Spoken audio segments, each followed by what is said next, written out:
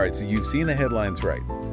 This Israel-Hamas conflict, it's gotten seriously intense, and it's spread way beyond Gaza now. Yeah, it's really frightening to watch, to be honest. We're seeing Lebanon getting pulled in, and Gaza, well, Gaza's facing a humanitarian catastrophe unlike anything we've seen recently. Absolutely. It's hard to overstate how dire the situation is. So today we are diving deep into this. We got to try and understand how we got to this point. Right, how did it escalate so quickly? Where do things even stand right now? And maybe the toughest question, Yeah. what happens next? What are the consequences going to be? Because it feels like every hour things get worse. So maybe the most shocking development in all this is Israel launching airstrikes in Lebanon. Yeah, that was a major turning point. It changes the whole game. It's not just contained to Gaza anymore. Right, like this is an entirely new front opening up, and the human cost is devastating. Already we're seeing reports of at least 34 Lebanese citizens killed. And those numbers are likely to go up. The situation's very fluid. And this includes 6 rescue workers. Think about that. People who were just trying to help those injured in the first attacks. Yeah, that really drives home the indiscriminate nature of these kinds of conflicts. There's no easy way to contain the violence. It's a terrifying reality. Yeah. And I think this raises some huge questions, right? Like, first off, Yeah. why is Lebanon involved? What's the connection there? Right. What made Israel decide to target Lebanon?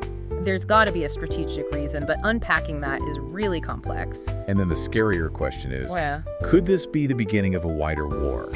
Could we see other countries pulled in? That's the nightmare scenario. If this expands beyond Israel and Lebanon, it's hard to predict what would happen. Absolutely. It's a very real possibility that we need to consider. And all of this is happening while the situation in Gaza itself is still an absolute nightmare. Right, we can't lose sight of that. Constant bombardment, more Palestinian deaths, at least 40 just since this morning. And then there's the hospital attack. Yeah, that's the one that's really shaken everyone. Attacking a shelter, a place full of civilians, people seeking refuge. It's beyond comprehension. A complete disregard for human life. And tragically, this isn't an isolated incident. We're seeing a pattern of civilian casualties throughout this conflict. It raises really serious concerns about potential war crimes being committed. We need accountability, absolutely. But meanwhile, we have to focus on the humanitarian side too. Of course, yeah. The level of suffering in Gaza is unimaginable. People are running out of food, clean water, The medicine. basics for survival. Hospitals are overflowing. The whole healthcare system is teetering on the brink of collapse. It's a humanitarian catastrophe. There's no other way to put it. And to make matters worse, the Famine Review Committee, they're a group of experts who focus on global food security, right? I've heard of them. Well, they're warning that northern Gaza is about to face a famine, a full-blown famine. They say we need immediate intervention to prevent this from becoming even more horrific. It's hard to even wrap your head around that, a famine on top of everything else. It makes you wonder, is there any hope for a ceasefire? Will things ever calm down? It's tough to be optimistic right now. Even the groups that were trying to mediate, they've basically given up. Oh, wow. Yeah. Qatar, they've been a key player in past conflicts, helping to negotiate ceasefires, but they've suspended their efforts completely.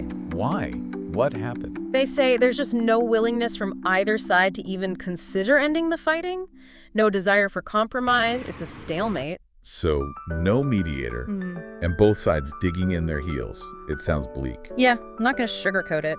The chances of a ceasefire happening soon are slim, and honestly, it's more likely that we'll see further escalation, more violence. Okay, so mediation efforts are basically dead in the water. Okay. What about the rest of the world? What's the international community doing about all of this? Oh, there are plenty of calls for a ceasefire. Everyone's saying we need to get humanitarian aid into Gaza, but there's no real action behind those words. It's all talk, no action. Why? What's the holdup?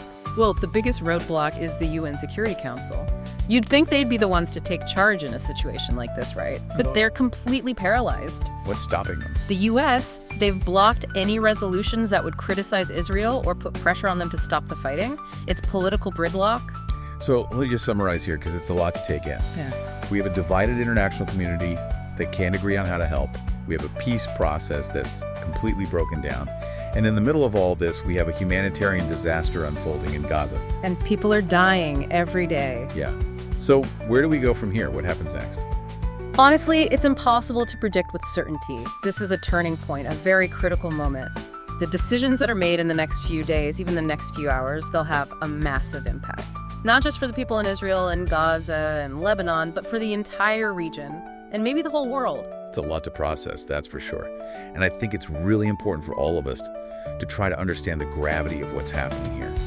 This war is spreading. Every attempt at peace fails. And it makes you wonder, what are the long-term consequences going to be? How will this reshape the Middle East? What about the human cost? How many more lives will be lost? These are the questions we need to be asking ourselves. And we need to keep pushing for peace, for diplomacy, for a solution that ends the suffering. It's the only way forward. That's all the time we have for this deep dive today. But I urge you to keep learning, keep thinking critically, and keep demanding better from our world leaders. Because this affects all of us.